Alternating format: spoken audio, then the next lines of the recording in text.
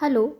So in this video we will see the concept that how do we calculate simple interest or amount when the sum is borrowed at a rate of something for days, when the time is calculated in days.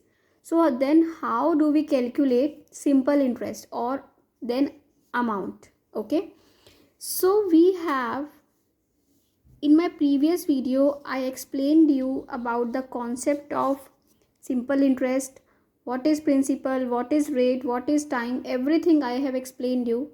Okay, so in this video we will just come to the concept that when we are talking about the sum which is borrowed, that is called principal. Okay, so this is principal.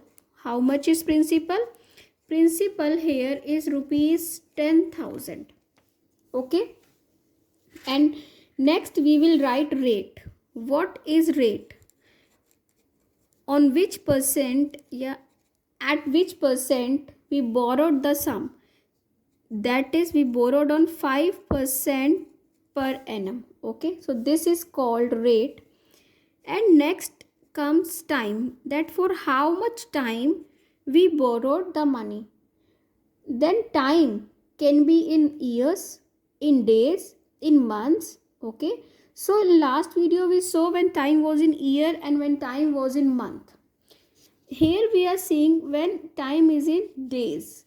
So we need to calculate time in years, but we are given time in days. So how do we calculate that? We know that 1 year is equal to 365 days.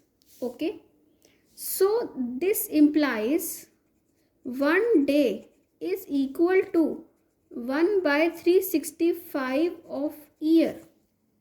Okay, so here we have 219 days.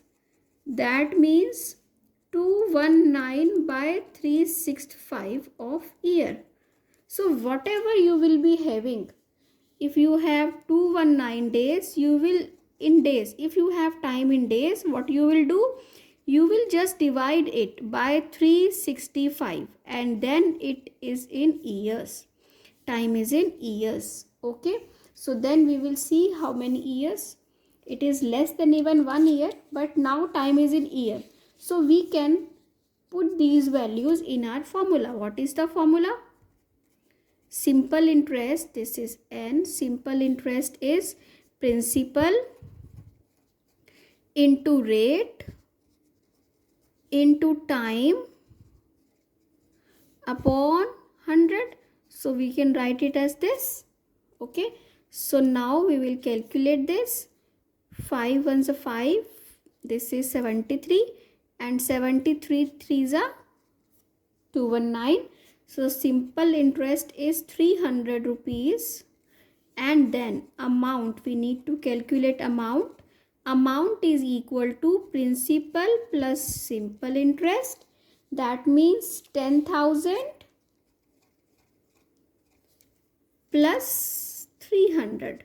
So amount which we need to return after 219 days is 10,300 rupees.